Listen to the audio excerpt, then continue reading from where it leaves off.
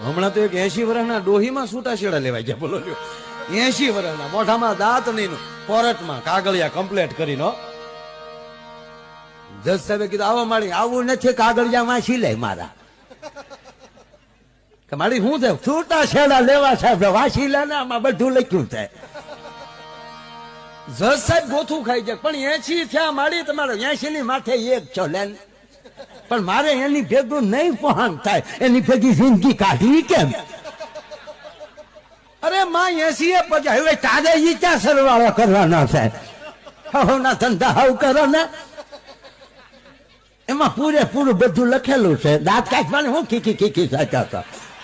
80 વર્ષની ડોહીઓ છૂટાછેડા લેવા થોડે દાંત આવે છે. અરે મારી 81 જ્યાં હવે કાંઈ બાકી, જે બાકી વધ્યું હોય એ હખે રહેવું છે, એની ભેગું નહીં ફાવે. કે માં તકલીફ શું છે? તકલીફ બીજી કાંઈ નથી, એને કેવું હોય બધું મને કહી દે, અને પછી હું બોલવાનું ચાલુ કરતા રોયો કાનવાળી મશીન કાઢ નાખે.